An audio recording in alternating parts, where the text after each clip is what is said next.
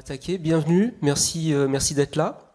On va se parler globalement de qualité web et d'assurance qualité web dans l'idée de se dire est-ce qu'on peut faire progresser la qualité au sens très global.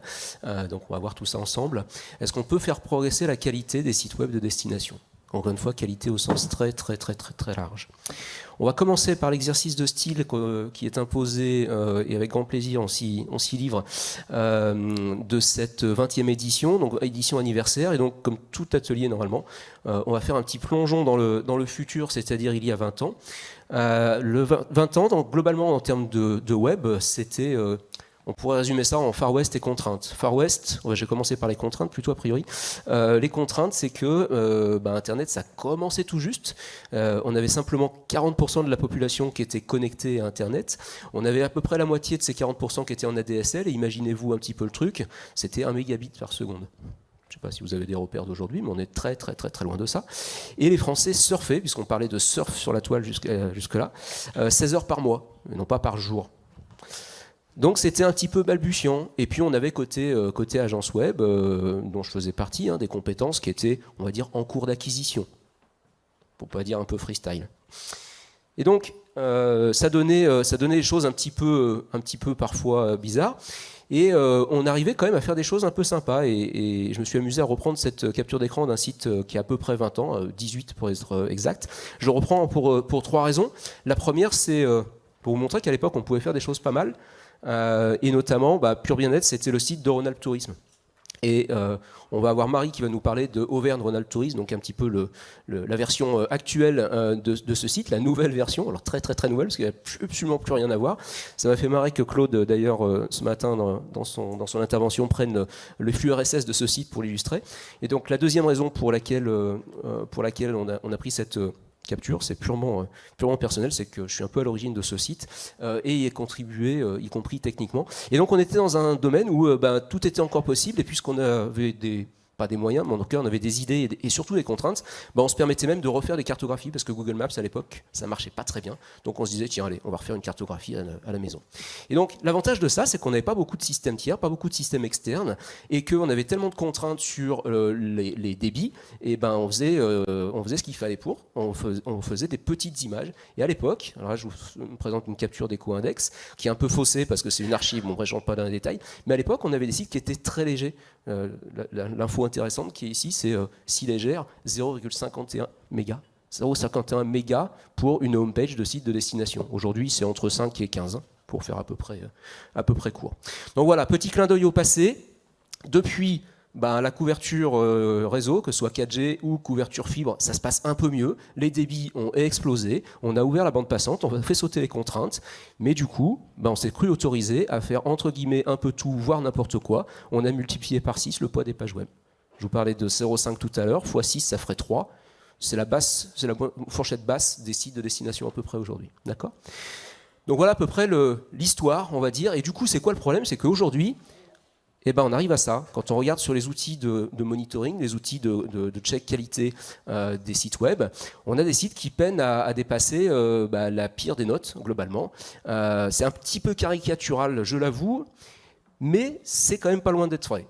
On est sur des sites qui sont très lourds, on a des sites qui pèsent 10 mégas, qui sont très longs à s'afficher, et on a des sites qui sont globalement pas accessibles, et qui apparaissent d'ailleurs dans Google avec une absence de déclaration d'accessibilité obligatoire. Donc tout ça, c'est pas génial. Et l'idée, c'est de voir aujourd'hui pourquoi c'est pas génial, parce que contrairement aux apparences, c'est pas forcément la faute des agences, loin de là, et comment est-ce qu'on pourrait faire mieux. C'est le message, c'est l'idée de cet atelier. Alors tout d'abord, pourquoi on en est là ? Oups, je vais y revenir. Pourquoi on en est là ? Je vais être un peu provoque, c'est de votre faute. D'abord et avant tout, c'est pas la faute de l'agence. Je ne sais pas s'il y a des agences dans la salle qui se sentent peut-être visées par l'atelier. C'est pas le message. Le message, c'est que c'est d'abord vous, les fautifs. C'est vous les fautifs parce que vous avez des demandes qui vous viennent de pas mal d'injonctions diverses et variées, qui vous obligent à être dans le toujours plus. Donc on veut toujours plus de fonctionnalités. On veut des photos toujours plus belles, toujours plus grandes, etc. Et donc quand on est dans le toujours plus, on arrive à ça. on arrive à des sites qui sont très lourds. Et quand vous avez un cahier des charges qui ressemble à une liste au Père Noël, et ben l'agence web, soit elle vous dit bah non, et là vous lui dites bah d'accord, mais ça sera sans vous. Soit elle vous dit bah oui, et puis après il faut faire. Et donc quand on fait, ça coûte cher. Enfin, ça coûte cher de ce point de vue-là. D'accord ? Donc le point de départ, c'est de vous prendre conscience, de vous faire prendre conscience de votre responsabilité dans la chaîne de la qualité web au sens large. C'est vous qui êtes les premiers, alors vous et vos AMO, qui êtes les premiers responsables de la situation.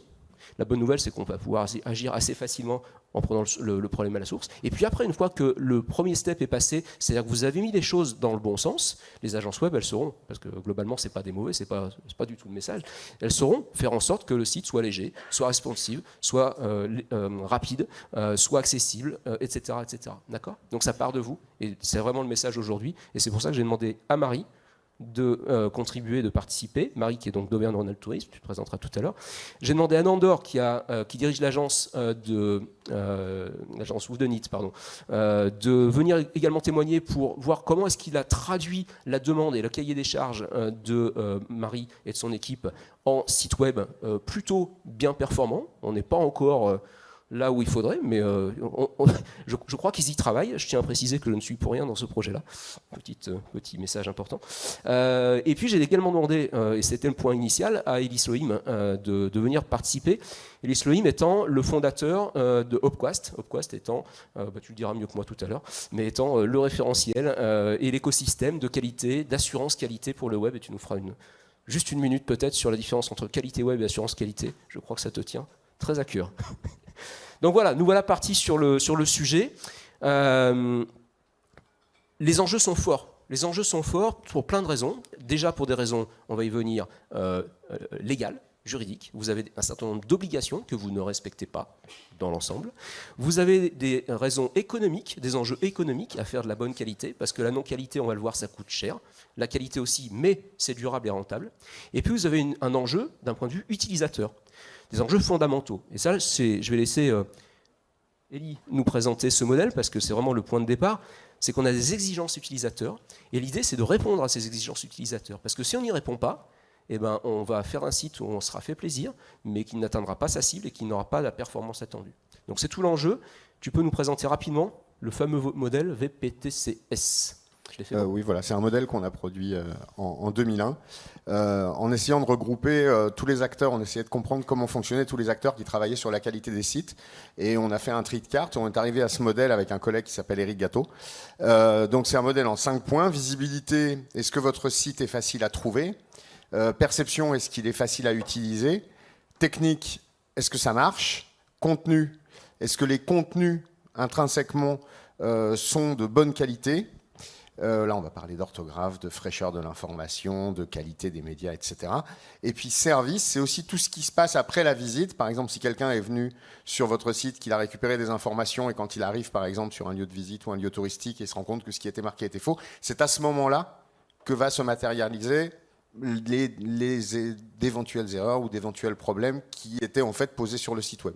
Donc voilà, pour le mémoriser, alors c'est des exigences utilisateurs, c'est-à-dire que par exemple, par rapport pour un site, l'idée c'est vous avez besoin pour un site de le trouver, de l'utiliser, vous avez besoin que ça marche, que les contenus soient bons, que les services soient bons. Et avec ce modèle, on sépare la notion d'expérience utilisateur et d'interface utilisateur. En réalité, il y a l'interface.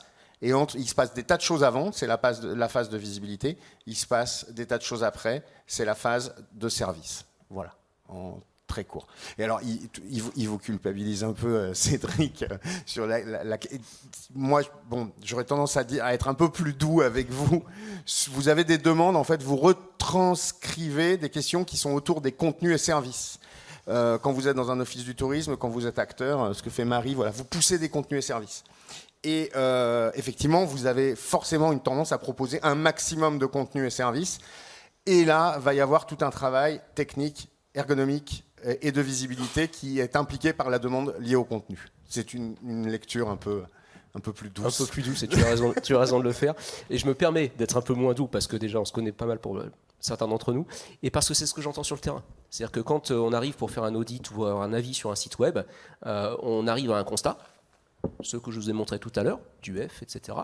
Et puis le premier constat, la première réaction, votre première réaction, c'est « Ah ouais, c'est encore l'agence web qui a mal bossé ». Non, c'est pour ça que je pas être trop doux. C'est surtout pas mon message aujourd'hui. Il se peut que l'agence ait mal bossé. Attention, entendons-nous bien. Il se peut. Mais c'est pas mon message. Le message, c'est attention à ce qu'on leur demande. Si on leur demande du bien, ils feront normalement du bien. Mais par contre, dans l'essentiel, dans la plupart des cas, c'est parce qu'on a trop demandé que l'on a ce genre de problème. Donc je disais, la non-qualité, ça coûte cher, voire un bras, pour plein de raisons. Tout d'abord, pour des risques juridiques et financiers. Vous pouvez avoir des amendes pour certains non-respects qualitatifs, notamment en termes d'accessibilité, en termes de RGPD, en termes de RG2A. Je vais essayer d'éviter les acronymes. RGPD pour la protection des données, donc les cookies. RG2A pour l'amélioration de l'accessibilité, donc l'accessibilité numérique. Et j'y reviendrai peut-être tout à l'heure. Ça a également un coût indirect que personne d'entre nous n'est capable de mesurer, ou en tout cas ne mesure au quotidien, c'est l'image et la réputation. Quand vous avez un site qui est lent, qui saccade, qui n'est pas fluide, etc., c'est votre image qui en prend un coup. On a également une question de chaîne de non-performance qui impute le modèle économique du site, de l'acquisition à la conversion. Si vous faites de la non-qualité, tu l'as dit, visibilité, si la visibilité ne marche pas, qu'est-ce que vous allez faire? Vous allez faire des campagnes AdWords. Pas pour aller chercher des nouveaux clients, pour aller chercher ceux que vous auriez dû chercher avec du SEO, naturellement, mais vu que ça ne marche pas, vous faites des campagnes. Si on peut l'éviter, ça va vous faire des économies, vous pourrez le mettre dans la qualité. Également, des surcoûts d'exploitation, parce que des sites lourds, c'est lourd à héberger, donc il faut mettre des serveurs un peu plus importants. Et de la non-qualité, alors là pour le coup qu'on ne mesure jamais, et je crois que Nandor ça tient à cœur, c'est la qualité de l'expérience d'administration. Pas utilisateur, simplement l'utilisateur final, vos clients, vos visiteurs, mais également vous qui êtes dans la salle, qui faites du webmastering, qui utilisez le back-office, WordPress, etc. S'il n'est pas de bonne qualité, vos webmasters pètent des câbles. Et nous on les a au téléphone après, souvent. Coût écologique. Ouais, ça c'est un sujet qui me préoccupe beaucoup en ce moment. C'est qu'en fait, il y a une partie non négligeable de nos activités, effectivement, qui va être liée à de la non-qualité, du sur-hébergement, des problématiques, justement, des impacts physiques, en réalité, sur ce qui se passe vraiment dans les expériences utilisateurs, du temps, du surcoût de temps, de travail, de maintenance sur les sites. Et moi, on travaille beaucoup en ce moment, beaucoup de gens travaillent sur la question de l'impact écologique de nos activités numériques et de l'impact, tout ce qui concerne l'éco-conception et l'impact écologique des activités numériques. Et en fait, nos activités ont un coût écologique et la non-qualité a un coût écologique. Alors on ne sait pas très bien l'identifier pour l'instant, mais c'est un vrai sujet qui va arriver, je pense, dans quelques années. Il y a l'idée déjà de faire un certain nombre de choses mieux, peut-être faire moins et faire mieux. C'est une vraie question. Oui, tout à fait. Et là, on peut en témoigner. On fait effectivement, nous, des audits où on regarde le avant et puis après, on fait des ajustements et on regarde le après. Là, on sait le quantifier. Alors, il y a un peu de doigt mouillé là-dedans parce que les algos sont encore un peu balbutiants, mais on sait effectivement dire que sur tel site, on a économisé 1, 2, 3 tonnes, 10 tonnes de CO2 sur une année par rapport au nombre de visiteurs, au nombre de pages vues, etc. Donc ça, on commence à savoir le quantifier, effectivement, et ça a un coût, effectivement, qui n'est pas négligeable. On avance un petit peu, le retour sur investissement de la qualité web, dans l'autre sens. Pourquoi la qualité web va nous permettre d'avoir un retour sur investissement? Le référencement, un bien meilleur référencement, donc vous allez avoir des vraies économies derrière avec du trafic qui va arriver beaucoup plus naturellement. Le référencement est très très très sensible à la qualité au sens très large. Vous allez avoir une cible d'utilisateur qui est très élargie. Pourquoi? Je m'arrête une demi-seconde là-dessus. Le RG2A qu'on croit tous être un problème pour les handicapés. Pour les quelques pourcents d'handicapés. Et bien souvent, j'entends dire « Attends, on va pas s'emmerder pour les quelques pourcents d'handicapés. » J'ai entendu. C'est dommage. Mais attention, on se trompe de débat. L'accessibilité est très élargie parce qu'en fait, avec l'accessibilité, vous allez pouvoir répondre à une population d'utilisateurs qui ne sont pas à l'aise avec l'informatique et avec le digital. Juste cela, et là vous passez peut-être à 20-30% de gens qui auraient eu une mauvaise expérience avec un site un peu compliqué, à un site qui est très utilisable par beaucoup, soit parce qu'ils ont un mauvais réseau, soit parce qu'ils sont un peu âgés, soit parce qu'ils ont un électronisme, etc., etc. Donc le RG2A, c'est pas simplement répondre, ça serait déjà pas mal, aux handicapés, ou pardon, excusez-moi pour la forme, personne en situation de handicap, mais pensez à tous ceux qui sont moins à l'aise avec les outils. L'hébergement qui va coûter moins cher, on en a parlé, l'expérience utilisateur, l'expérience d'administration et le taux de conversion, j'accélère parce qu'on est en train de prendre du retard. Voilà pour le propos, pour poser un peu le sujet. Une fois qu'on a ça, qu'est-ce qu'on fait? Est-ce qu'on peut faire mieux? On va voir comment Auvergne-Rhône-Alpes Tourisme a essayé de faire mieux, a commencé à faire mieux. Comment Woodenit, qui est une agence qui n'est pas spécialisée du tout dans le tourisme, et c'est ça qui est intéressant, c'est un œil un peu extérieur de notre écosystème, pour voir comment une agence qui ne connaît pas tout ça arrive là et se dit mais qu'est-ce que c'est que ce petit monde et qu'est-ce qu'on peut faire de mieux. Et donc ils ont essayé, eux leur job c'est de faire la qualité prioritairement sur WordPress, dans le sens, sur plein d'autres sites, tu nous en parleras rapidement de Nandor. Et puis on terminera ensemble, Ellie, pour mettre une petite dose d'Outquast dans tout ça. On y va? Marie? Bonjour à tous.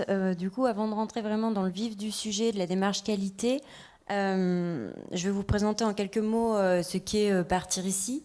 Donc, c'est avant tout un site qui est collaboratif, qui a été lancé en 2021 et qui a été co-construit avec les acteurs du tourisme régionaux, donc en Auvergne-Rhône-Alpes, donc les offices de tourisme, influenceurs, les habitants, les sociopros, etc. Et voilà, c'est le fruit d'échanges et une réponse à un besoin pour tous. Donc Partir Ici, c'est un site qui rassemble des offres durables, donc des offres à impact environnementaux, sociaux et économiques, et qui rassemble aussi des expériences partagées par une communauté de micro-influenceurs qu'on appelle les éclaireurs. Donc on a souhaité en fait faire une refonte cette année, donc après 3 ans d'activité, pour différentes raisons, mais surtout aussi voilà, pour miser sur la qualité.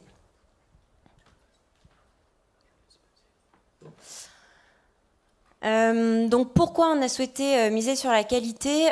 Déjà pour un investissement plus durable. Partir Ici, c'est un projet long terme, donc ça nous paraissait essentiel voilà, de miser sur ça. On a fait le choix d'un CMS WordPress pour une solution pérenne, fiable et qui puisse évoluer au fil du temps. On a aussi misé sur la qualité, donc en incluant les notions d'accessibilité et d'éco-conception pour répondre aussi aux valeurs du site et de Partir Ici dans son essence, qui œuvre pour un tourisme plus responsable. Et enfin, on a misé sur la qualité aussi pour continuer d'engager nos partenaires, donc qui sont les offices de tourisme et les éclaireurs, notamment pour faciliter leur contribution sur le site, etc. Juste un mot, c'est vachement intéressant, c'est que en fait la démarche qualité, si j'ai bien compris, elle vient pas pour des raisons digitales, elle vient d'abord du projet lui-même, qui est lui-même engagé en faveur d'un tourisme responsable. Et donc ça, à un moment donné, vous dites, ok, pour aller au bout de la démarche, on va faire un site qui lui-même soit également responsable. C'est dans ce sens-là que ça a été pris et pas dans l'autre. C'est assez rare pour être mentionné. Au niveau des enjeux et des bénéfices attendus, donc comme je vous le disais, c'était aussi donc d'avoir un site fiable, pérenne, qui connaisse peu de bugs, peu de régression, enfin pas de régression aussi au fil du temps au lancement d'évolution. Bien sûr, les enjeux, c'était aussi de permettre à tous, au plus grand nombre, d'accéder aux informations et aux offres touristiques. De baisser les impacts environnementaux, donc d'avoir vraiment un site plus sobre. Il y avait aussi des enjeux de performance, donc comme on le disait tout à l'heure, d'avoir un potentiel au niveau du référencement, une vraie stratégie SEO qu'on ne pouvait pas forcément mener avant avec la solution qu'on avait. Et il y a aussi voilà, des enjeux de rapidité, de sécurité, etc. Et encore une fois, donc, l'enjeu final, c'est bien sûr aussi d'avoir un trafic de qualité pour continuer, pour mobiliser nos partenaires, puisque, donc, comme je vous l'ai dit, c'est un site collaboratif et que si on ne mobilise pas nos partenaires, demain, on n'aura plus d'offres sur le site Partir Ici. Tu nous racontes un peu comment c'est passé concrètement, en quelques mots, cette refonte? Oui, parce qu'il s'agissait d'une refonte, effectivement, ouais. On l'a dit, il y avait déjà un site Partir Ici, une V1, qui avait été développé. Il y a eu, on ne va pas épiloguer là-dessus, mais il y a eu effectivement des soucis de non-qualité qu'on a pu constater sur des problèmes de référencement, de rapidité, etc. Et donc, projet de refonte, et on arrivait... Sur un cahier des charges. C'est ça. Moi, je voulais insister sur 3 points vraiment qui ont été importants dans cette refonte et que je souhaitais partager aujourd'hui avec vous. Pour moi, en fait, une refonte réussie, c'est déjà un cahier des charges très précis, avec une vision à 5 ans et aussi un positionnement d'amélioration continue. Dans ce cahier des charges, c'est primordial d'inclure ces notions justement d'accessibilité, d'éco-conception, de performance.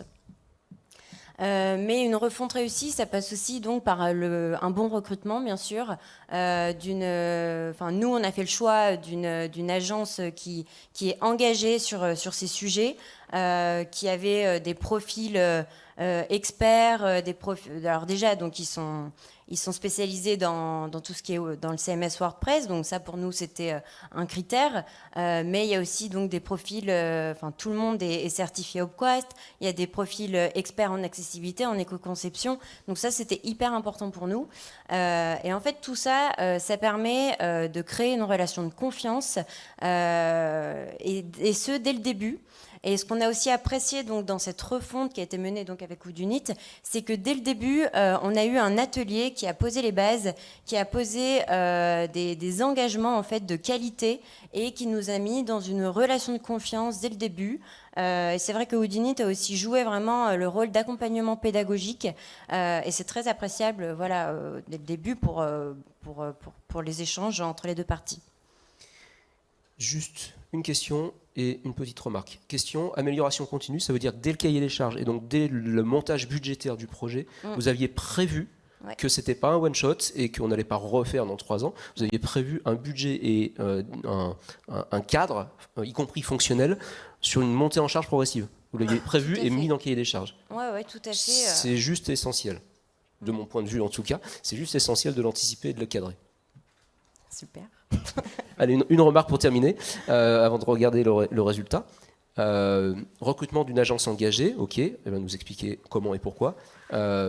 Petit message, c'est pas en écrivant le mot accessibilité et le mot éco-conception dans un cahier des charges qu'on va avoir un site éco-conçu et accessible. C'est vraiment important. C'est pas, et on ne vous demande pas non plus de décrire ce que vous attendez dans ces 2 domaines-là. C'est un job technique, c'est pas votre job. Mais par contre, d'être très clair sur le fait que oui, vous le voulez, oui, vous en comprenez les tenants, aboutissants et conséquences, et que vous allez jouer le jeu jusqu'au bout. Parce que ce qui se passe depuis quelques mois, c'est que les agences sont un petit peu dans une situation où reçoivent des cahiers des charges avec ces 2-3 mots-clés, et globalement ferment un peu les yeux dessus, parce qu'ils savent très bien que de toute façon, sur la durée, vous ne tenez pas. Et donc, il y a une mécanique qui est assez pernicieuse là-dessus. Donc, faites passer le message dans votre cahier des charges que vous voulez vraiment, et que vous voulez être accompagné sur ce sujet-là pour que l'agence le prenne vraiment au pied de la lettre et vous accompagne et vous propose quelque chose qui soit vraiment dans ce cadre-là. Résultat, on en est où? C'est ça. Déjà, on peut se satisfaire d'avoir une V1, mais en fait, je vais dire une V2. C'est la V2 du site, très encourageante, vraiment avec une base saine qui va pouvoir accueillir donc déjà très prochainement des nouvelles fonctionnalités. On peut aussi se satisfaire d'avoir des super bons résultats aux audits qu'on a passés donc sur le RG2A, le RGESN et aussi au niveau de l'éco-index d'être plutôt pas mal placé. Je voulais faire un petit focus juste sur le RG2A, donc, qui est l'audit, le référentiel pour l'accessibilité numérique. On s'est fait accompagner par une agence qui s'appelle Empreinte Digitale et qui est vraiment experte du sujet. Ils sont intervenus dès le début du projet, au moment du maquettage. Et ça, c'était primordial pour nous parce que ça nous a vraiment permis de gagner du temps. En fait, ils sont intervenus en amont. Donc on a pu anticiper tout ce qui n'allait pas en quelque sorte, plutôt que de développer et défaire derrière. Juste là-dessus, effectivement, l'accessibilité en amont, j'imagine que vous avez été formé aussi sur le sujet, où ça va venir, sur la rédaction peut-être? On a été formés en même temps. Okay. Sur le tas. Okay. Tout au long, et accompagné, on continue d'ailleurs, on continue d'être formés. Mais en fait, au moment où ils sont intervenus sur l'audit, on a aussi eu des formations plus éditoriales, etc. Et ensuite, on a donc aussi passé l'audit RGESN, et là, on peut se satisfaire d'un super taux de conformité de 87%, et on souhaite aller même encore plus loin l'année prochaine. Je voulais aussi partager avec vous... Petite traduction RGESN. RGESN, pardon, oui. Référentiel général d'éco-conception. Merci, des services numériques. Voilà. Et puis, au niveau des enseignements, c'est vrai qu'on a pris conscience vraiment que la qualité, ça demandait du temps. Et il ne faut pas le négliger, il faut bien le prévoir dans son rétro-planning initialement. C'est vrai que nous, on avait prévu un temps de développement, enfin pas que de développement, hein, de refonte un peu court. Donc voilà, c'est un vrai enseignement. Il faut prévoir le temps nécessaire et se donner tous les moyens pour avoir un site qualitatif. Et c'est aussi un investissement sur le long terme au niveau financier. Et garder le cap. Je crois que tu es passé à côté de celui-ci. Moi, j'y sois passé. Mais garder le cap, c'est vraiment important. C'est-à-dire, ce que je vous disais tout à l'heure, on n'abandonne pas l'accessibilité à la réunion de cadrage parce qu'on se rend compte que finalement, ça va être compliqué. Rien que ça. Donc, garder le cap, toujours. Garder le cap, faire des choix et échanger vraiment toujours avec l'agence et essayer de placer de prioriser en fait, et voilà, faire les bons choix à la fois pour l'accessibilité, pour l'éco-conception et pour l'expérience utilisateur. Merci. Justement, belle transition, l'agence. Comment est-ce qu'elle voit ça? Donc Nandor, tu nous présentes peut-être très rapidement Woodonit, parce que je pense que très peu de personnes ici connaissent, puisque c'est ton premier site, c'est ça, c'est ton premier site dans le domaine du tourisme? Pas tout à fait. C'est là que j'apprends que tu en as fait 42 déjà. Ouais, c'est bon. Pas tout à fait. On a travaillé à une époque pour les bus Open Tour, donc c'était des bus hop-on, hop-off. Donc on les a accompagnés pendant plusieurs années, mais c'est fait que ça fait longtemps qu'on avait pris un peu de recul. Donc là, on est rentré par la qualité justement, et c'est vrai que le rôle des agences évolue aujourd'hui. C'est assez paradoxal en fait, parce que d'un côté, on a la possibilité de créer un site web très rapidement, et en quelques minutes maintenant, sur des services en ligne, avec des IA, on peut en un clic créer un site. Donc ça n'a jamais été aussi simple finalement de créer un site. Et paradoxalement, les enjeux sur les sites web et les risques n'ont jamais été aussi forts. C'est-à-dire qu'on le voit ici, hein, il faut maintenant sur un site des experts en UX, en développement, en sécurité, en accessibilité, en éco-conception, en hébergement. Il y a l'IA maintenant, le SEO, donc il y a énormément finalement d'expertise agrégée. Et ces expertises, elles sont rarement toutes internalisées dans les agences. C'est rarement le cas chez les annonceurs aussi. Donc le rôle de l'agence, ça va être aussi de pouvoir s'entourer, de pouvoir finalement informer et faire monter en compétence aussi ses clients pour bien comprendre les enjeux de la qualité web, les ambitions, les objectifs à se fixer, et puis orienter derrière vers les bons partenaires, les bonnes solutions, avec une information qui est éclairée, parce que pour que les annonceurs puissent arbitrer correctement, mais il faut avoir toutes les informations pour le faire. Donc vraiment, ça va être le rôle de l'agence de faire ça. Et puis aussi... derrière, alors je perds mes notes, mais aussi sur le fait que les risques, je parlais des risques, hein, parce qu'on parle du RGPD qui est contraignant aujourd'hui, sur lequel maintenant il y a des amendes qui sont tombées, ça va être le cas aussi avec l'accessibilité en 2025, en juin 2025, donc les risques sont forts. Je t'interromps juste là, ouais. Déjà pour nous, depuis longtemps, puisque ça fait déjà bien longtemps qu'on est soumis en tant que collectivité, ou en tout cas structure financée par des deniers publics, on est 100% concerné par l'obligation d'accessibilité. Donc ce qui va être étendu en juin 2025 concerne les structures privées. On était sur des très grosses structures jusque-là, ça va tomber sur les petites structures. Mais nous, dans notre domaine, ça fait quand même quelques années qu'on essaye de se battre pour que ça avance, parce que vous êtes formellement obligé. Alors il n'y a pas encore eu de sanctions dans notre domaine, mais ça va venir. Mais ça va venir, d'autant que là, ça sera effectivement sous le feu des projecteurs, parce qu'on parle de toutes les sociétés qui font plus de 2 millions de chiffres d'affaires, plus de 10 salariés, donc c'est énorme. Donc il y a ces contraintes-là, et donc ces risques légaux. On parle du chiffre d'affaires, effectivement, un site qui qui transforme plus, c'est un site rapide, c'est un site qui est bien référencé, c'est un site sur lequel on trouve l'information rapidement. On parle de la notoriété avec le SEO et on parle de la productivité aussi avec la gestion éditoriale en back-office et le fait de pouvoir effectivement gagner du temps dans la gestion de ses contenus, l'administration de ses contenus. Donc, ce qui est intéressant, c'est que ce que tu nous expliques, il y a des expertises en interne, mais que finalement, l'agence web maillon central, ça me semble intéressant parce que c'est un point d'entrée. Vous n'avez pas forcément toutes les expertises, et donc sur certains sujets, vous allez enrichir avec des intervenants externes. Vous parlez d'empreinte graphique, empreinte digitale, ouais, tout à fait.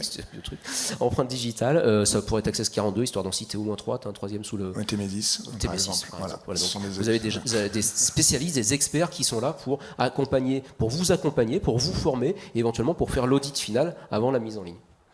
Exactement, et le but donc c'est de pouvoir aussi piloter ces prestations demain et de pouvoir coordonner. Il faut bien qu'il y ait effectivement un pilote, donc on se retrouve plus en assistance de maîtrise d'ouvrage à piloter avec des compétences qui sont en interne et qui sont externes. Si je peux passer à la slide d'après, donc effectivement sur le tourisme, nous on a redécouvert le secteur. Ce qu'on nous a dit en arrivant, c'est attention, le tourisme, il y a vraiment des singularités, des contraintes qui sont propres au secteur du tourisme, et on ne pourra pas appliquer finalement les recettes qu'on a sur notre site d'assurance qualité. Donc ces contraintes, c'est le fait d'avoir des sites immersifs, donc des contenus riches, des sliders, des diaporamas, des vidéos pleine page, etc. Des fonctionnalités avec des services tiers, la gestion de données externes, comme avec des services comme Apidae par exemple, mais c'est aussi tout ce qui est réservation en ligne, par exemple, sur un site, on avait vu plus de 10 services tiers entre la réservation de chambres, d'activités, de services, de transport, donc ça peut aller vite. Et puis des délais serrés parce qu'on est sur de la saisonnalité, donc il faut travailler hors saison, et puis donc on a des échéances qu'il faut respecter absolument. Tout ça, ce sont effectivement des singularités. Moi, je ne le vois pas comme des contraintes en plus. Finalement, c'est des choses qui sont assez classiques dans les projets qu'on a l'habitude de mener. Si je prends l'exemple de site corporate, par exemple, de marque, on va avoir l'exigence de site inspirationnel. Donc, on est pareil sur comment on va valoriser l'image, la vidéo. On va avoir des services tiers, mais qui vont être différents. On va avoir du CRM, de l'ATS, désolé pour les acronymes sur les offres d'emploi, de l'ERP, du PIM pour les produits, des logiciels des solutions marketing. Donc on va avoir aussi beaucoup d'interactions, newsletter. Donc finalement c'est assez classique. Et puis la productivité, le fait d'avoir une souplesse éditoriale sur de la gestion de contenu, finalement c'est le cas pour tous les cahiers des charges qu'on retrouve. Et donc finalement les contraintes sont les mêmes et l'enjeu est le même. Et si je devais résumer en un mot, finalement, c'est le business. C'est le business parce qu'on parle de qualité, on parle de plus de ventes. Cédric, tu citais tout à l'heure déjà un certain nombre de points. Moins de coûts, c'est comme n'importe quel produit. Un produit qu'on achète de mauvaise qualité, on va devoir le remplacer 2 ans après. On va devoir investir dessus pour qu'il reste stable. On a encore audité un site hier avec 80 extensions, des failles de sécurité dans tous les sens. Ça a évidemment un coût, et un coût en termes d'image aussi. On parle de démarches RSE. Aujourd'hui, les marques ont besoin de capitaliser aussi sur cette image, d'avoir une cohérence avec leur discours sur leur site web. Et puis la possibilité de pouvoir faire de l'évolutif, de l'amélioration continue. Donc tout ça, c'est aussi primordial. Merci. Et enfin, il y a des outils qui existent. Donc on a parlé des référentiels, RGESN, RG2A, RGS pour la partie sécurité. Donc tous ces référentiels, il y en a qui sont anciens. On en discutait avec Elie tout à l'heure, le RG2A sur l'accessibilité, c'est 25 ans, tu me disais ? Non, alors c'était les WCAG. D'accord, les WCAG avant 25 ans, et le RG2A un peu plus de 10 ans. WCAG, c'est 1999 ou 98, le référentiel d'accessibilité. Et à peu de choses près, c'est les mêmes choses qui étaient demandées en 99. D'accord, donc c'est des choses qui existent depuis longtemps. Aujourd'hui, le RGESN, il est beaucoup plus récent, il date de 2 ans. L'avantage, c'est qu'on pouvait même contribuer. Donc on a participé finalement à la réalisation de ce référentiel, et notamment avec l'ADEME, sur le site d'adem.fr. Donc c'est des choses qui existent aujourd'hui, qui permettent d'avoir cette base commune, des règles communes que toutes les agences peuvent utiliser et qui vont être de plus en plus utilisées parce que notamment ça va devenir obligatoire pour certains. On a des indicateurs quantitatifs, donc là on parle de mesures de laboratoire, comme dit notre responsable qualité, donc c'est vraiment une mesure en ligne qui va faire une mesure quantitative, donc la light out pour l'expérience utilisateur. On a parlé de EcoIndex, mais il y a Carbon Calculator, il y en a beaucoup d'autres, on peut en trouver beaucoup sur le web. Il y a Opquast. Je vais te laisser l'opportunité de pouvoir présenter ça, mais nous, on est partenaire Opquast depuis quelques temps et c'est vraiment un point important et qui nous permet finalement aussi de partager quand on le partage à nos clients, parce qu'il y a la possibilité pour nos clients de pouvoir tester et passer la certification, parler un langage commun aussi, à atteindre un niveau de maturité qui ouvre vers ces problématiques-là et ces questions-là. Et puis ensuite, il y a les outils que produisent les agences en elles-mêmes. Donc on a une charte qualité qui permet de s'engager sur un minima en termes de qualité derrière, mais derrière, on va avoir effectivement la possibilité, dans des plans qualité projet, de pouvoir définir des objectifs plus importants en termes de qualité, en fonction des ambitions de nos clients. Et donc ces objectifs, ensuite, finalement tous les livrables et tout le travail qu'on va réaliser va passer par le filtre de ces objectifs, que ce soit les maquettes, que ce soit les wireframes, que ce soit les modules qu'on va positionner sur le site et les développements, bien sûr, ensuite. Donc si j'ai bien compris, il y a un référent qualité chez vous, en interne, dont c'est le job. Dont c'est le job, qui a été formé par Opquast. Et c'est vrai qu'il y en a relativement peu aujourd'hui. Il y a des pubs subliminales, là, t'es désolé. Et qui permet, en fait, son rôle, ça va être non seulement de sensibiliser le client, donc on a un atelier dédié, mais ensuite, effectivement, de pouvoir, à chaque étape du projet, passer sur les livrables, faire les retours, expliquer et aider. Et alors, quand je dis chaque étape du projet, finalement, c'est en amont, pendant le projet, et puis ensuite, après aussi, il est en même temps auditeur. Parce qu'on peut auditer son propre travail, et c'est même encouragé, mais sachant qu'il y a des auditeurs spécialisés qu'on a cités juste avant. Je me permets, juste avant ta dernière slide, de revenir sur celle-ci, parce que si je caricaturais un petit peu, je dirais que dans notre petit univers à nous, les dollars, c'est un peu tabou. On n'est pas là pour faire du business. Alors en réalité, si, bien sûr, même certains d'entre vous ont des systèmes de réservation, etc. Mais c'est rarement un indicateur de performance prioritaire, d'accord ? La qualité, elle part de là. Elle part d'abord d'avoir choisi des bons indicateurs. Pourquoi je fais mon site ? Pour qui ? Avec quels objectifs stratégiques, pas opérationnels, quels objectifs stratégiques ? Et là, vous allez voir qu'effectivement, vous allez traduire non pas des ventes et des conversions de business, mais des intentions de séjour, des envies de venir sur votre destination, une notoriété qui s'accroît. Voilà, tout ça, c'est des indicateurs que l'on peut mettre en face de la qualité.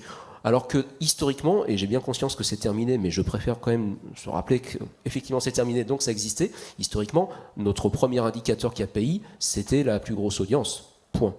D'accord ? Donc, à partir du moment où vous voulez de la grosse audience, ouais, si, il y a la visibilité qui nous intéressait, mais toute la chaîne derrière n'était pas vraiment un sujet parce que c'était visibilité et donc du monde qui arrive.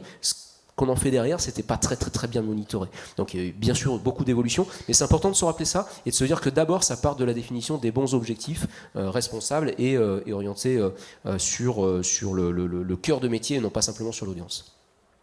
Je te laisse conclure avant de passer là. Dernière slide sur la responsabilité qui est collective. Donc tu en parlais, l'agence a une responsabilité, les annonceurs aussi. Déjà, il faut avoir les ambitions et l'objectif de faire de la qualité, donc il faut y voir l'intérêt. Peu importe l'intérêt, peu importe la motivation, je dirais derrière, tant que ça permet de passer à l'action. Il faut avoir les ressources internes pour pouvoir aussi piloter, comprendre les prestataires avec qui on va intervenir. L'idée, quand je parlais de plusieurs prestataires, c'est d'être aussi en co-traitance, et d'être tout à fait transparent sur les différentes entités qui peuvent intervenir. Ça va être donc de pouvoir se former pour aussi derrière comprendre les enjeux et puis pouvoir parler le même langage. On parle d'Opquast qui est la porte d'entrée, mais ça peut aller plus loin. D'arbitrage, parce que certains intérêts peuvent être en conflit, des intérêts en termes de communication et en termes d'éco-conception. Je prends l'exemple de l'ADEME, qu'on prend souvent, mais en faisant le site de l'ADEME, la principale mission de l'ADEME, c'est de communiquer sur des chiffres. Donc ils souhaitaient avoir la possibilité d'avoir des chiffres animés sur le site, ce qui est assez classique en soi, mais ça a un coût. Alors ça a un coût aussi, et donc derrière, ça a un impact. Il faut pouvoir effectivement faire ce choix en connaissance de cause, se dire ok, ça a un impact, ça a tel impact. Maintenant, sur certaines pages, c'est important que je puisse communiquer à travers des chiffres animés. Donc je vais me donner la possibilité en back-office de le faire ou de ne pas le faire, mais je me donne quand même la possibilité de le faire, même si derrière, c'est un impact, parce que mon objectif en termes de communication, là, est très fort. Donc le but, c'est d'arbitrer aussi en fonction de ces différentes priorités. Et puis la production de contenu qui ne fait pas toujours partie du projet de création de site web et qui a un impact énorme sur la qualité des sites. On peut dégrader un site assez rapidement derrière si on va éditer du contenu qui n'est pas accessible, qui est lourd. Donc il y a aussi l'importance de pouvoir se former sur l'administration de contenu plus responsable et de mettre en place une démarche d'amélioration continue.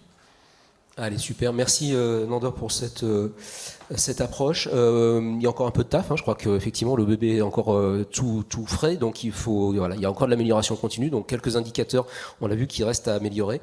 Je vais enchaîner avec Elie. Elie qui est là pour évidemment nous parler d'Opquast. Je vais le dire en intro et comme ça après tu enchaînes. Mais Elie est là intéressant par rapport au cadre général des ateliers et des thématiques de cette édition. Intéressant à 2 points. Premier, c'est que c'est une société à mission, Opquast. Donc là, je vous donne rendez-vous demain matin pour en reparler. Société à mission avec la responsabilité territoriale des entreprises, mais également que Opquast est un commun, ou en tout cas une partie d'Opquast est un commun. Tu nous en parles rapidement avant d'enchaîner sur la suite. C'était pas prévu, mais Ouais. Oui, peut-être j'y viendrai après rapidement. Après, allez, comme ça. Fais ce qui était prévu. Fais ce qui était prévu. Ok. Oui, l'idée de mon intervention, après celle de mes camarades, c'était de remettre un peu ça en perspective. Donc il y a un malentendu dont je suis notamment sur le web un peu responsable d'incompréhension entre la notion de qualité, qui est très subjective. De savoir est-ce qu'on a fait bien, est-ce qu'on a fait pas bien, est-ce que c'est accessible, est-ce que c'est pas accessible. Bon, voilà, on est sur des choses très subjectives. Et les métiers de l'assurance qualité, qui sont des métiers qui sont beaucoup plus objectifs. Moi, j'ai une formation de responsable qualité, donc technique de contrôle et assurance qualité, une formation dans la chimie. Et effectivement, je vous ai mis d'un côté un peu des gens qui discutent. Alors, le bon chasseur, le mauvais chasseur, il tire pas, on ne sait pas. Voilà. De l'autre côté, donc la qualité, c'est quelque chose de très subjectif. De l'autre côté, les métiers de l'assurance qualité, je pense que ça se dessine là, c'est des métiers qui sont objectifs. C'est comment est-ce qu'on va essayer d'objectiver une notion qui est très subjective. Donc déjà, cette différence, je pense que Cédric a parlé tout à l'heure, a posé la question de savoir si jamais il y avait quelqu'un qui était responsable de la qualité. Dans plein d'industries, il y a des gens qui sont responsables de la qualité. Dans notre industrie, on a des gens qui travaillent sur certains sujets, mais on n'a pas encore pris cette question de l'assurance qualité comme quelque chose que c'est un enjeu majeur. Donc, vous en jugerez, j'ai l'impression que c'est un truc important. Et je précise que quand tu dis dans notre milieu, c'est le milieu du web. On n'est plus dans l'e-tourisme, on n'est pas du dans l'institutionnel. Numérique, ouais. Du numérique au sens large. Du numérique au sens large, exactement. Voilà. Et d'ailleurs, je pense que j'en parle dans le slide après, si tu peux enchaîner. Voilà. Donc, vous êtes habitués dans tous les métiers, et d'ailleurs dans le tourisme aussi, dans les hôtels, dans les lieux de visite, dans les musées, dans l'aéronautique, dans la santé, dans l'automobile, vous êtes habitués à payer une partie de ce que vous achetez sur de l'assurance qualité. Attention, pas de la qualité. Vous êtes capable d'acheter une voiture très chère ou une voiture pas très chère, de prendre une chambre d'hôtel ultra luxueuse et pas ultra luxueuse. L'assurance qualité, c'est pas les gens qui vont mesurer si elle est ultra luxueuse ou pas luxueuse. C'est les gens qui vont vérifier qu'il n'y a pas de problème de base. Est-ce que les draps ont été changés? Est-ce que la personne est informée de l'endroit où elle va? Est-ce que la porte s'ouvre? Voilà. Et dans l'aéronautique, ça correspond à des checklists. Est-ce qu'on a un certain nombre de bases? Donc, la vraie question qui est posée par l'assurance qualité, est-ce que déjà sur vos sites, que ce soit vous en tant que producteur de contenu et de services, ou que ce soit les agences en tant que producteurs qui viennent appuyer vos contenus et services, est-ce que déjà, avant de faire super bien, moyennement bien, assez bien, est-ce que déjà on a déjà vérifié qu'on n'avait pas fait des bêtises de base? Voilà. Et dans tous les secteurs, c'est très présent. Je pense qu'il y a 20 ou 30% de ce que vous payez quand vous achetez une voiture, c'est de l'assurance qualité. Que vous achetiez une Dacia ou une Ferrari, c'est pareil, vous avez ces 30%. C'est pas le même prix, mais vous avez toujours ces 30%. Et vous l'avez dans l'alimentation, vous l'avez évidemment dans la chimie, vous n'avez pas envie que les usines explosent. Et puis dans le numérique, c'est un sujet. Moi, j'ai commencé à travailler là-dessus parce que je venais de la chimie.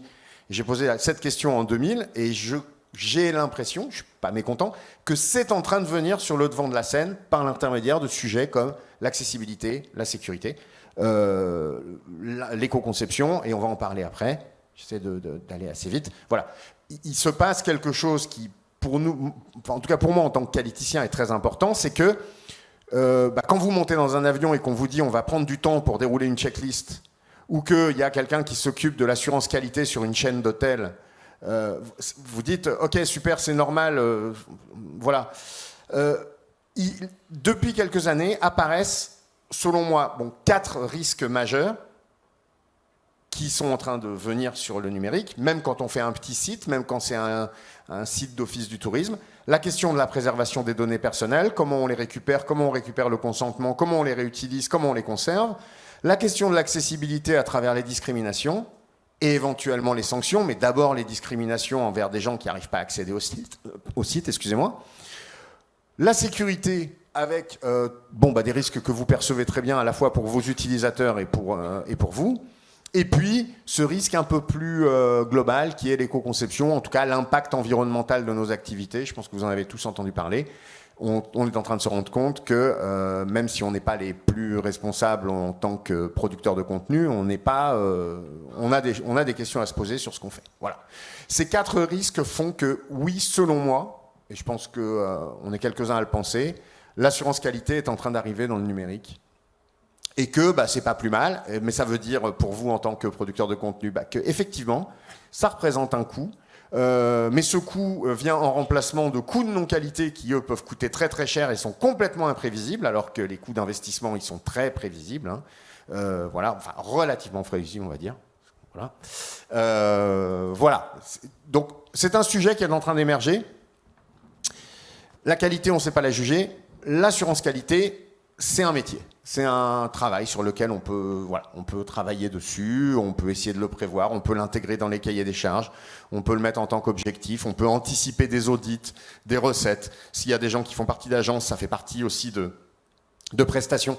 Vous savez qu'avant, au tout début du web, pour les plus dinosaures d'entre nous, il n'y avait pas de gestion de projet dans les appels d'offres, dans les cahiers des charges. Il n'y avait pas de gestion de projet. Au bout de 5 ans, on a commencé à se rendre compte qu'il y avait au moins 5 ou 10 jours de gestion de projet sur des sites, sur des missions de 20 ou 30 jours. On a commencé à mettre gestion de projet.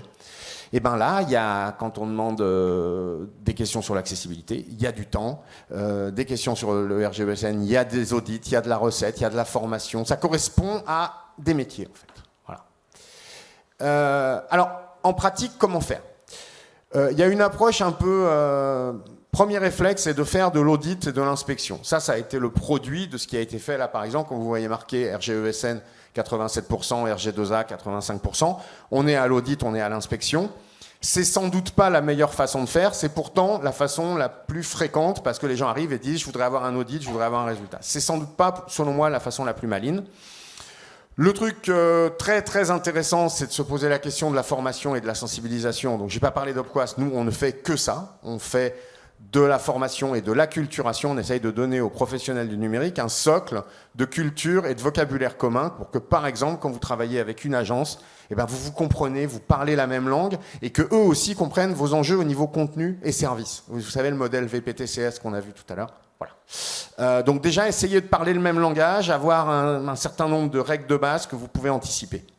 Et puis, il y a une vraie autre question qui est beaucoup plus embêtante parce qu'elle mobilise les décideurs, les directions générales. C'est le moment où on dit, ok, on va prendre quelqu'un, surtout dans les agences pour l'instant, dans les ESN. Moi, je travaille avec des agences, des fois, il y a 1500 personnes, il n'y a pas de responsable qualité.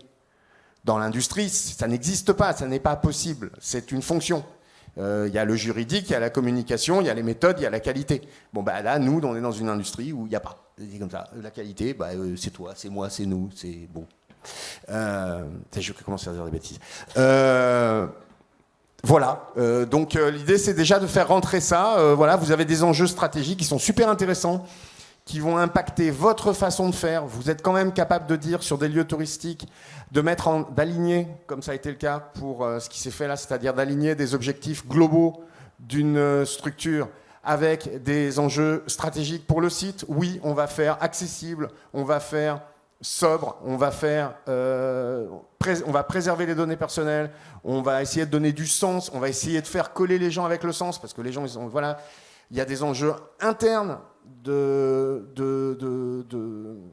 fidélisation des salariés, des gens qui travaillent pour la structure. Il y a plein d'enjeux qui sont très intéressants. Il me semble que c'est des sujets où on ne perd pas notre temps. Voilà, je ne sais plus ce qu'il y a après. Parfait, le temps de te poser 2 questions. Je vous laisse préparer les vôtres pour les 3 intervenants. Juste 2 questions en transition. Tu l'as dit, ça a un coût. Tu l'as dit, ici Si, ça se paye, la qualité. Et ça, c'est un point important. C'est-à-dire que il faut L'assurance qu'on prévoie, qualité, l'assurance qualité, pardon. Je vous promets, je me soigne. Déjà, prévention des risques. Non, c'est vrai qu'il y a la qualité, mais je vous dis, discuter avec un copain de la qualité d'un film ou de la qualité d'un site, ou une copine. Voilà, discuter, voilà, vous pouvez y passer 40 heures, vous ne serez pas plus avancé.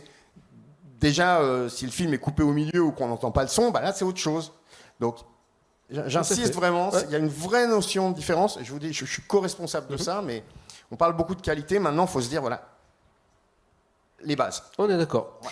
Et donc les bases, tu l'as dit, il y a des risques qui se développent, etc. Et pour moi, c'est vraiment important, et je fais écho au 10-10-10 de ce matin. Alors vous n'étiez pas là dans la plénière, donc vous ne savez pas de quoi je parle, mais c'est pas grave, tu vas comprendre. 10-10-10, c'est quelles sont les conséquences de tout ça à 10 minutes, à 10 mois, à 10 ans. À 10 minutes, bon, réfléchissez-y, ça peut être vraiment intéressant. À 10 mois, bah, vous êtes en train de faire un cahier des charges, intégrez ça. 10 mois, vous êtes sur un nouveau budget, intégrez dans vos budgets, prévoyez cette assurance qualité, les moyens, prévoyez les formations, c'est là-dessus que je vais y revenir. Il y a vraiment un enjeu. Et à 10 ans, en réalité, c'est que si vous avez fait les choses dans le bon ordre, tout ça, comme ça, avec de l'amélioration continue, dans 10 ans, vous aurez le site que vous êtes en train de développer l'année prochaine. Le même. Alors vous aurez remis des couches de peinture, vous aurez changé les contenus, et ça sera très bien. Sinon, il va se passer ce qui s'est passé pour toi, c'est-à-dire qu'on va refaire le site, et comme pour beaucoup d'entre vous, tous les 3 ans, 4 ans, 5 ans, on continue, éternellement. Donc si on ne veut pas faire ça, il y a différentes démarches, il y a des agences qui vous accompagnent dans cette démarche d'amélioration continue, et ça va vraiment dans le bon sens, et donc il faut vraiment être sur cette logique de plus je vais investir en qualité, c'est un investissement, c'est pas une dépense, plus je vais... J'ai dit qualité ou assurance qualité ? On peut investir dans la qualité. Ouais, ça me va. Okay, et faire une démarche d'assurance, une gymnastique un peu relou. Tu me traumatises sur ce coup-là. Ouais, bon. Tu dis plus ça. Allez, et dernière chose, je l'ai perdu du coup. Et tant pis. Allez, question peut-être. Personne ? Si, 2, j'arrive.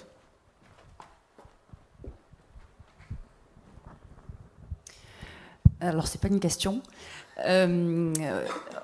Tu as parlé là dernièrement du 10-10-10 et en début d'intervention, il y a eu une projection à 5 ans qui a été annoncée pour de pouvoir faire des choses de qualité. Pour le coup, on n'a pas le même niveau de brouillard à 5 ans parce que c'est vrai qu'avec il y a 20 ans, le web c'était 16 heures par mois. Il y a 5 ans, l'IA c'était à peine connu. Aujourd'hui, on est sur des technologies qui existent, qui sont quand même révolutionnaires. Et moi, à la limite, à 5 ans, la question que je me pose, c'est aurons-nous besoin d'un site web comme on l'a à l'heure actuelle ? Alors, de la donnée, du contenu, il n'y a pas de souci. Mais voilà, quand je vois même l'usage que nos enfants et les jeunes générations ont du numérique, tout est vocal, tout est fluidifié. Donc j'ai surtout cette question-là. Alors il n'y a peut-être pas de... C'est un signe noir, c'est ça ? Un éléphant noir, je ne sais pas. Alors, on nous annonce la mort du site web depuis 25 ans, littéralement tous les ans, à chaque nouvelle techno. On a toujours tendance à surestimer les impacts d'une nouvelle techno à 1 an et à la sous-estimer à 10 ans. Les sites web, d'après moi, ne vont pas disparaître dans les 5 à 10 ans. Déjà parce qu'il y a toute une génération de gens qui travaillent avec ça. Et parce que c'est vachement pratique. Quand j'ai vu arriver l'assistance vocale, j'ai entendu des gens dire « Mais ouais, vous inquiétez pas, c'est fini les formulaires. » On va rigoler quand on va faire des interactions vocales, tous dans le train, en train tous de parler à nos machines. Non, on va prendre des gentils formulaires. Le web n'a pas supprimé le livre. Par contre, qu'on ait des inquiétudes à ce niveau-là, oui. Donc là, puis déjà, sur l'IA, ça commence déjà à se calmer un peu. On commence à se dire « Attends de voir un petit peu. » Voilà. Donc oui, quand un truc comme ça aussi spectaculaire arrive, on surestime. Moi, à mon avis, sur 5 ans, 10, j'irai pas, mais 5... Pas beaucoup de choses à rajouter, hormis peut-être qu'il y a... moi, je suis tout à fait d'accord avec vous, hein, c'est des questions qu'on se pose. Hein, on en vit aujourd'hui, donc effectivement, on est très attentif à ça, mais il y a aussi une question de techno. Hein. Effectivement, nous, on a misé sur WordPress il y a 10 ans, on continue à vivre WordPress, mais qui sait, ça peut aller très vite. Et effectivement, et on peut avoir des changements technologiques ou des ruptures technologiques qui font qu'effectivement, ça va complètement revoir notre stratégie à plusieurs années. Mais rien n'empêche de pouvoir quand même anticiper et de pouvoir effectivement avoir une vue à 3 ans sur là où on souhaite être, quitte effectivement à l'ajuster derrière en fonction des événements. Mais je pense qu'avoir une ligne directrice, c'est vraiment important quand même. Voilà. Bonjour à tous, merci pour les interventions. Moi, j'avais quelques petites remarques et peut-être une question. Je ne sais pas s'il y aura une réponse, mais on parle beaucoup d'éco-conception, on parle beaucoup de sobriété, on parle beaucoup de respect de temps de chargement, d'essayer d'avoir des éditeurs de contenu qui fassent plus attention en fait à leur interaction sur le contenu. Tous ces efforts qui sont faits, qui sont réalisés, est-ce qu'ils ne sont pas vains face à justement une consommation de carbone d'IA qui tend à se multiplier?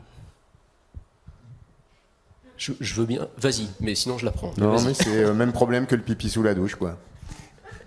Bon, on est d'accord qu'on avait économisé quelques gouttes de pipi sous la douche ces derniers temps et que l'IA nous fait un petit peu, comment dire, mais ça ne veut pas dire qu'il ne faut pas y aller. En revanche, c'est un peu ce que je disais ce matin, il y a IA et IA. Comment est-ce qu'on fait un usage responsable de l'IA? Comment est-ce qu'on ne se jette pas sur le premier truc venu parce que juste c'est nouveau, il faut être le premier pour? Et comment est-ce qu'on a une approche de l'IA vraiment responsable? Ça existe, il y a des solutions, mais pas n'importe lesquelles. Donc c'est plus ça. Mais oui, les gens de l'éco-conception et du numérique responsable, quand on voit débarquer l'IA, on n'a pas peur. Quand on voit débarquer les usages de l'IA frénétiques ou irraisonnés, ça nous emmerde un petit peu, très clairement. Mais non, c'est pas vain. Continuons. D'autres questions? J'ai retrouvé la question tout à l'heure, mais s'il y en a d'autres, peut-être. Non, personne? À 10 minutes, ça réfléchit. Donc, encore 7. Non, c'était pas une question, c'était plus une invitation. Hopquast, Elie nous en a parlé. Pas beaucoup, pas fait ta promo, t'es pas un bon commercial. Attention, Hopquast, c'est une solution à l'origine pour les gens du web. Moi, ce que je voudrais, c'est que tous ces gens-là soient formés à Hopquast. Quelles que soient leurs compétences, leur métier de départ, en tout cas, enfin, sauf si vous ne touchez pas du tout au web, hein, dans quel cas, c'est pas grave. Mais si vous avez une interaction, quelle qu'elle soit, y compris si vous avez une AMO, y compris si votre AMO est de talent, peu importe, apprenez les bases. Et en fait, je vous garantis que quand on regarde Hopquast, moi, je suis peut-être encore plus. Non, on est aussi dinosaures l'un que l'autre. On a dû commencer à peu près ensemble quand personne n'en faisait. Même après 25 ans, 30, un peu plus de 30 ans de métier, quand on se jette dans les règles Hopquast, on se dit c'était pas que du bon sens finalement. Hein, tu en mets une pièce là-dessus? Il y a d'autres questions en attendant? Je veux bien préciser un truc. Pardon. Vas-y. Ouais. Je voulais savoir, est-ce qu'il a évolué, est-ce que c'est un référentiel et est-ce qu'il évolue aussi dans le temps? Je vais vous en parler rapidement, parce que là je vais en parler tranquillement. En conférence, j'évite toujours de parler des aspects commerciaux, parce que c'est pas forcément l'endroit, mais je vais vous en parler tranquillement, parce qu'on est une entreprise à mission, et il y a une partie de notre activité qui consiste à produire un référentiel qui est un commun numérique, c'est-à-dire qu'il est en licence ouverte, référentiel by share alike. Donc là, ce dont je vais vous parler déjà, c'est quelque chose que vous pouvez utiliser, télécharger, sans forcément avoir à faire appel à nous qui faisons de la formation et de la certification. Donc, pour toute cette partie-là, ce qu'on crée, c'est depuis 2004 un référentiel qui est un référentiel de règles qui sont censées être pour chacune utiles, vérifiables en ligne, universelles, sans données numériques et réalistes. Et donc, on est à la 4e version du référentiel, on va faire la 5e l'an prochain. Donc on a fait 2004, 2010, 2015, 2020. Pour la première fois, les 240 règles de 2020 sont encore toutes valables en 2025, 2024 presque, à moins qu'il y ait une mauvaise surprise dans les prochains mois. Ça tiendra. C'est la première fois que ça nous arrive parce qu'on avait des règles et on a une méthode de création de règles qui fait qu'elles sont... il y en a moins. Donc, par exemple, vous ne trouverez rien sur des tailles de pages, vous ne trouverez rien sur de l'optimisation. Par contre, les 240, c'est du béton là.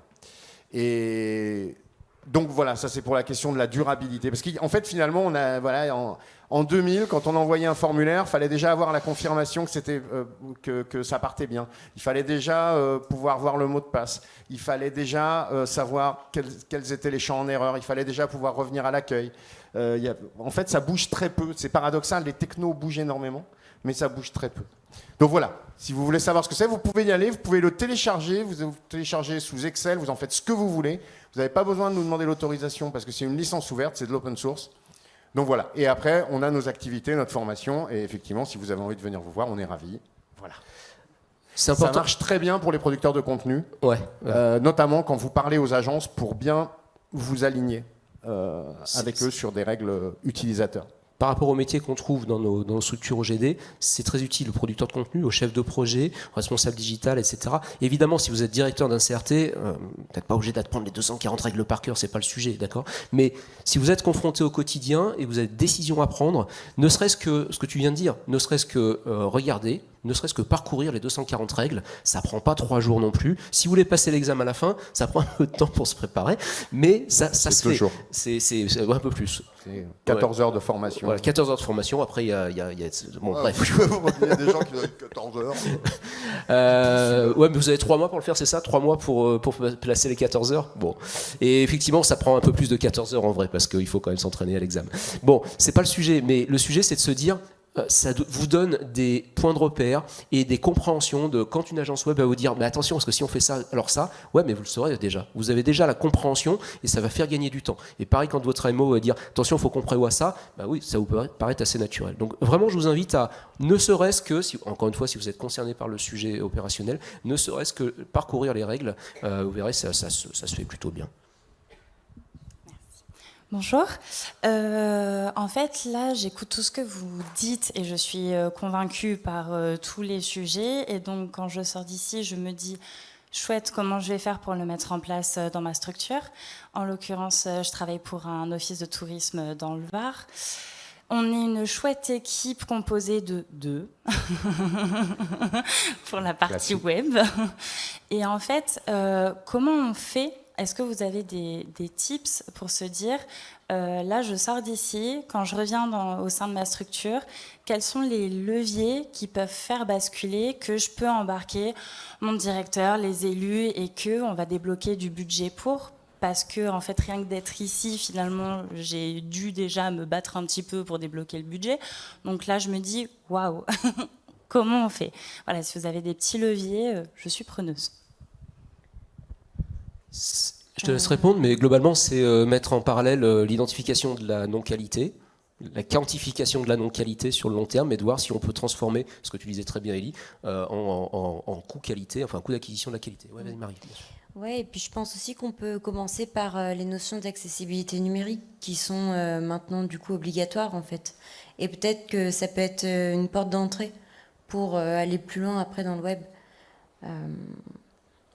Ouais, bah, ça me paraît... C'est une première clé d'entrée, c'est déjà d'avoir une compréhension et une compréhension, identification et compréhension, j'arrive, à minima vos obligations, à minima ça. On ne parle pas de faire du mieux en fait, on parle juste de faire du conforme à minima. Mais effectivement, il faut le quantifier et après on a la base pour faire mieux. Bonjour, Sabrina de Charente Tourisme. Alors moi, en fait, c'est pas une question, c'est plutôt un témoignage. À l'attention de mes collègues ici, en fait, je viens juste de passer la certification Opquast. Et clairement, je vous le conseille vivement. Alors, on ne se connaît pas, je vous ai beaucoup vu en vidéo ces dernières semaines. Mais très franchement, et ça rejoint complètement, je sais plus ton prénom qui vient de poser la question. Déjà, cette certif, ça te permettra au moins de poser des bases et de voir là où il faut aller. Et en fait, c'est entre guillemets une petite révolution dans le sens où la qualité, la démarche numérique responsable qu'on devait faire. Ouais. Alors, par contre, 14 heures, vous oubliez, parce que si on veut bien le faire, c'est pas du tout 14 heures. Après, ça dépend aussi quel investissement et le palier qu'on veut atteindre parce que bon, il y a des niveaux.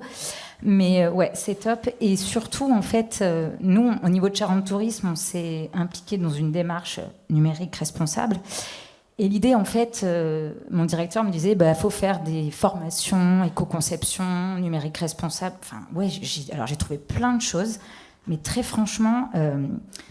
La certification Opquast, c'est juste la base en fait. Et du coup, c'est vraiment juste des bonnes pratiques, alors du bon sens, mais je vous le conseille à tous. C'est vrai que moi, je suis Je suis pas du tout dev, je suis vraiment dans la gestion de projet, où je me suis même pas présentée, je suis responsable de projet web. Et en fait, je travaille avec plein d'agences, je travaille avec des offices de tourisme, je travaille avec le service com, où je produis pas du tout de contenu. Mais du coup, ça permet vraiment de mettre le curseur et de parler tous le même langage et d'être tous autour d'un sujet avec les mêmes contraintes et vraiment une vision sur du long terme. Donc voilà, c'était juste un témoignage. Combien je vous dois?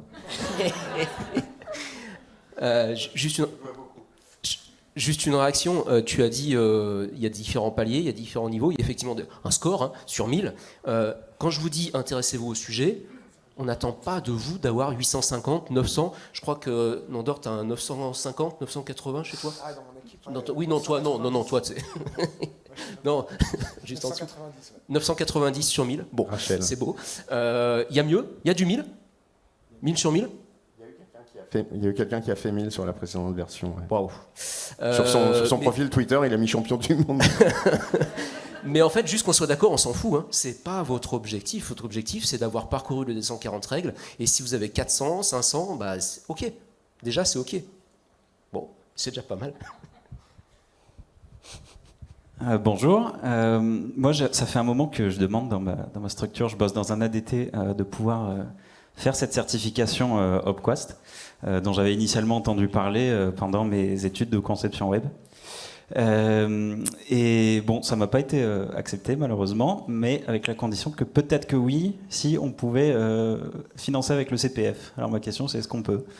On peut pas. On peut pas. On a pu pendant 5 ans et là on n'y est plus, on rentre plus dans leur case, c'est très compliqué. Mon inspecteur du CPF m'a expliqué pourquoi vous voulez qu'un producteur de contenu ait besoin de se comprendre avec un développeur, chacun de son métier. J'ai décidé qu'on n'y retournerait pas. Voilà. En revanche, formation éligible au fonds habituel, on est d'accord? Oui. OPCO, Calliope, OPCO, classique, tout ça, on est Calliope, oui, tout à fait. Non, CPF, c'est très compliqué. Puis en plus, c'est costaud France Compétences. Hein, voilà, il y a un certain nombre de règles et c'est très bien, puisque vous savez qu'il y a eu quelques milliards qui ont été pompés par des escrocs.